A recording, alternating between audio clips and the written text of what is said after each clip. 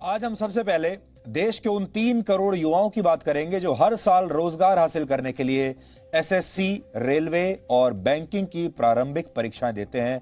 यानी आज सबसे पहले उन युवाओं की बात करेंगे जो सरकारी नौकरी का सपना देखते हुए बड़े होते हैं। उन सब परिवारों की बात करेंगे जो ये सोचते हैं कि उन परिवारों में जो युवा हैं, जो छात्र हैं, एक ना एक दिन उन्हें सरकारी नौकरी मिलेगी। सरकार ने अब इन तीनों विभागों के लिए अलग अलग परीक्षाओं के सिस्टम को समाप्त कर दिया है। आज से सब कुछ बदल जाएगा और अब इन परीक्षाओं की जगह एक कॉमन एलिजिबिलिटी टेस्ट कराने का फैसला किया है, जैसे आप कहेंगे सीईटी। किसी भी व्यक्ति के जीवन में रोजगार बहुत महत्वपूर्ण होता है और भारत के करोड़ों युवा इसी सपने के साथ बड़े होते हैं कि एक ना एक दिन वो बड़ी सरकारी नौकरी हासिल करेंगे। लेकिन आज के बाद से सरकारी नौकरी पाने का रास्ता पूरी तरह से बदल जाएगा और ये पहले से आसान भी हो जाएगा। इसलिए आज हम सबसे पहले इन्हीं सरकारी नौकरियों की बात करेंगे। और अगर आपके घर में कोई युवा है जो इन नौकरियों के लिए अप्लाई कर रहा है या तैयारी कर रहा है, तो आप इस खबर को ध्यान से सुनिएगा। हो सके तो जो इसके जो पॉइंट्स हैं उन्हें आप नोट भी कर सकते हैं। अब भारत के करोड़ों युवाओं को बैंकिंग, रेलवे और स्टाफ सिलेक्शन कमीशन यानी एसएससी की मुख्य परीक्षाओं में बैठने के लिए अलग अलग प्रारंभिक परीक्षाएं नहीं देनी होंगी। इससे पहले इन विभागों के लिए 3 चरण में परीक्षाएं होती थी। सबसे पहले प्रारंभिक परीक्षा होती थी, इसके बाद मुख्य परीक्षा होती थी और आखिर में इंटरव्यू होता था, जिसके जरिए किसी भी उम्मीदवार का चयन किया जाता था। लेकिन अब नई व्यवस्था के तहत इन अलग अलग सरकारी विभागों के लिए अलग अलग परीक्षाएं आपको नहीं देनी होंगी, बल्कि इन तीनों के लिए एक कॉमन एलिजिबिलिटी टेस्ट यानी सीईटी का आयोजन होगा। पहले हर प्रारंभिक परीक्षा के लिए अलग आवेदन पत्र और अलग परीक्षा केंद्र हुआ करते थे, जिससे आपको बड़ी परेशानी होती थी। लेकिन अब ऐसा नहीं होगा। अब एक ही परीक्षा केंद्र और एक ही आवेदन पत्र से आपका काम चल जाएगा। केंद्र सरकार की कैबिनेट ने पहले के उलझे हुए सिस्टम को अब समाप्त कर दिया है और कैबिनेट की बैठक में कॉमन एलिजिबिलिटी टेस्ट कराने के लिए एक नेशनल रिक्रूटमेंट एजेंसी यानी एनआरए के गठन को आज मंजूरी दे दी गई है। अब ये एजेंसी ये सारे परीक्षाओं का आयोजन करेगी।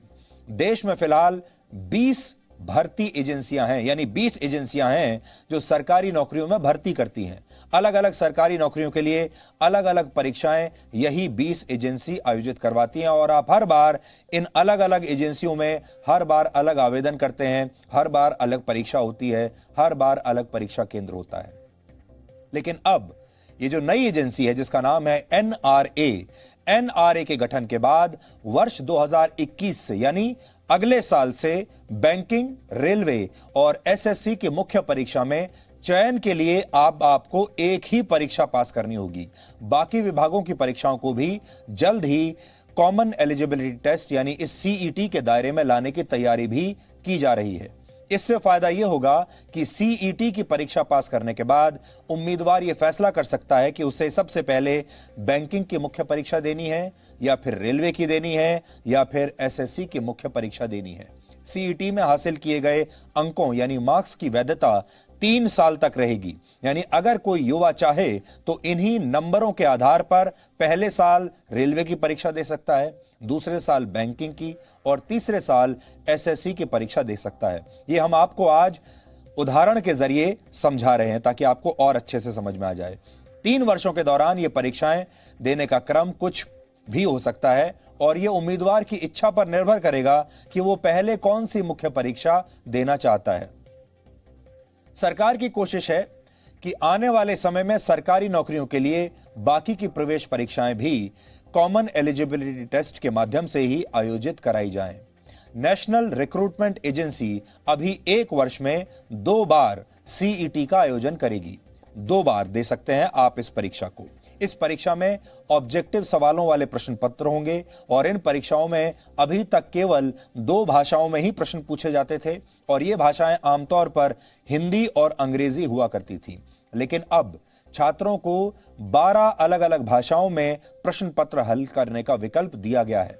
भविष्य में इन परीक्षाओं का आयोजन भारत की सभी 22 आधिकारिक भाषाओं में कराया जाएगा, यानी उम्मीदवार जल्द ही अपनी क्षेत्रीय भाषा में भी इन परीक्षाओं को दे पाएंगे। सूचना और प्रसारण मंत्री प्रकाश जावड़ेकर ने भारत सरकार के इस फैसले की जानकारी आज जब दी और उन्होंने इस कदम को युवाओं के लिए बहुत फायदेमंद बताया। उन्होंने कहा कि अब एक परीक्षा होने से उम्मीदवारों की कई परीक्षा देने वाली परेशानी हमेशा के लिए खत्म हो जाएगी। जो युवा होते हैं उनको बहुत परीक्षाएं देनी पड़ती है और उनको लगभग 20 रिक्रूटमेंट एजेंसीज है, तो कोई 4-5 में अगर परीक्षाएं देता है तो उतनी परीक्षा उतनी जगह जाना, ये सब समाप्त करने के लिए एक ऐतिहासिक फैसले में नेशनल रिक्रूटमेंट एजेंसी, राष्ट्रीय भर्ती संस्था, ये परीक्षा लेने वाली कॉमन एलिजिबिलिटी टेस्ट। लेकिन मैं इतना ही कहूंगा कि ये मांग थी पूरे युवा पीढ़ी की सालों से, लेकिन नहीं हो रहा था। लेकिन इस एक निर्णय से, नेशनल रिक्रूटमेंट एजेंसी से एक परीक्षा, उससे उनकी तकलीफ भी दूर होगी, उनका पैसा भी बचेगा और मानसिक स्वास्थ्य भी ठीक रहेगा। बहुत दौड़ धूप नहीं होगी और एक ही परीक्षा से उनको आगे जाने का मौका मिलेगा। अब उम्मीदवारों को सबसे बड़ा फायदा यह होगा कि 3 प्रारंभिक परीक्षाओं के लिए एक ही आवेदन करना होगा, एक ही बार आपको एग्जामिनेशन फीस यानी शुल्क देनी होगी और एक ही बार इस परीक्षा में बैठना होगा। बार बार अलग अलग परीक्षाओं में बैठने की आवश्यकता अब नहीं है, यानी इससे पैसा बचेगा, समय बचेगा और अलग अलग परीक्षाओं के तनाव से भी आपको छुटकारा मिल जाएगा। अब आप इस पूरी खबर को सवाल और जवाब के आसान रूप में समझने की कोशिश कीजिए। आपके मन में पहला सवाल यही आएगा कि आखिर सीईटी यानी कॉमन एलिजिबिलिटी टेस्ट क्या होता है। इसका जवाब यह है कि यह केंद्र सरकार से जुड़ी नौकरियों के लिए ऑनलाइन आयोजित होने वाली प्रारंभिक परीक्षा है, जिसे कॉमन एलिजिबिलिटी टेस्ट का नाम दिया गया है। दूसरा सवाल आपके मन में होगा, यह परीक्षाएं कौन कौन लोग दे सकते हैं। ऑनलाइन होने वाली इस परीक्षा में ग्रेजुएशन, 12वीं और 10वीं की परीक्षा पास कर चुके छात्र हिस्सा ले सकते हैं, लेकिन क्योंकि यह परीक्षा अलग अलग पदों के लिए आयोजित होंगी, इसलिए पदों के हिसाब से ही अलग अलग प्रश्न पत्र तैयार किए जाएंगे। तीसरा सवाल आपके मन में यह होगा कि सीईटी के माध्यम से किन किन विभागों में नौकरियां, सरकारी नौकरियां मिल सकती हैं। फिलहाल 3 तरह की नौकरी आपको मिल सकती हैं। स्टाफ सिलेक्शन कमीशन यानी एसएससी, रेलवे और बैंकिंग के लिए यह कॉमन एलिजिबिलिटी टेस्ट आयोजित होगा, लेकिन इस बात का आप ध्यान रखें कि सिर्फ प्रारंभिक परीक्षा है ये। इसके पास करने के बाद आपको इन सभी विभागों की मुख्य परीक्षाओं को भी पास करना होगा और ये परीक्षाएं अलग अलग होंगी और इंटरव्यू भी आपको क्लियर करना होगा, तभी आपकी नियुक्ति किसी पद पर हो सकती है। चौथा सवाल यह है कि ये जो सीईटी नाम का टेस्ट है, इसका फायदा क्या है। तो जवाब है, अलग अलग भर्तियों के लिए एक ही परीक्षा होने से उम्मीदवारों के पैसे बचेंगे, क्योंकि इससे पहले आप हर बार अलग फॉर्म भरते थे, आवेदन हर बार अलग करते थे, अलग फीस भरते थे। आप पहले अलग अलग परीक्षाओं के लिए अलग अलग फॉर्म्स, अलग अलग एग्जाम फीस और अलग अलग परीक्षा केंद्रों तक पहुंचने के लिए उम्मीदवारों को काफी पैसा खर्च करना पड़ता था, क्योंकि आप ट्रैवल करते थे, दूर जाते थे ये इम्तिहान देने के लिए। लेकिन अब उम्मीदवारों का पैसा, समय और ऊर्जा तीनों की बचत होगी। सरकार को भी अलग अलग परीक्षाएं आयोजित नहीं करनी पड़ेंगी और इससे सरकार के खर्चे में भी कमी आएगी।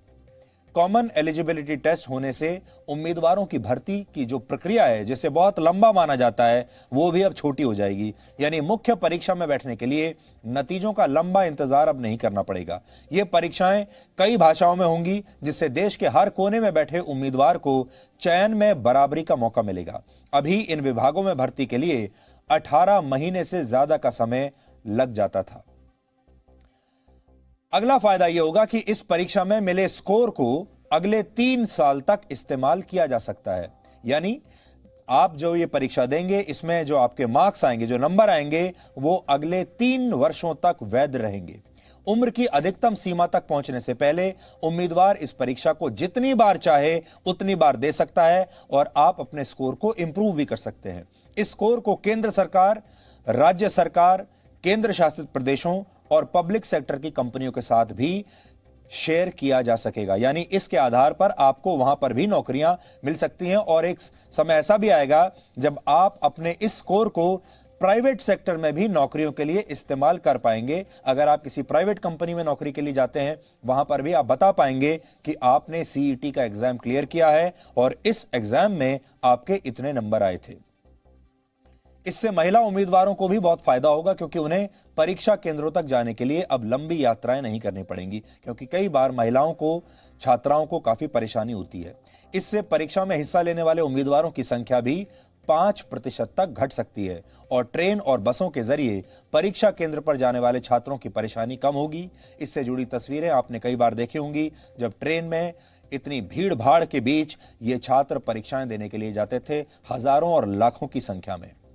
अगला सवाल आपके मन में यह होगा कि ये परीक्षाएं आयोजित कहां पर होंगी। इसके लिए सरकार ने 1000 परीक्षा केंद्र बनाए हैं। हर जिले में एक परीक्षा केंद्र जरूर होगा और इसके अलावा सरकार ने उन 117 जिलों को भी इसके लिए चुना है जिन्हें सरकार युवाओं को रोजगार देने के उद्देश्य से खास तौर पर विकसित करना चाहती है। यानी भारत के हर जिले में एक परीक्षा केंद्र जरूर होगा। सीईटी की परीक्षा इन जिलों के परीक्षा केंद्रों पर आयोजित होंगी और यह पूरी तरह से कंप्यूटराइज्ड होंगी, यानी इसमें धांधली की कोई गुंजाइश नहीं है, भ्रष्टाचार की कोई गुंजाइश नहीं है। अभी तक ये परीक्षाएं सिर्फ बड़े जिलों में आयोजित हुआ करती थीं और अब देश के छोटे जिलों के युवा भी इनमें हिस्सा ले पाएंगे और उनकी ये परीक्षाएं उनके अपने जिले में ही होंगी।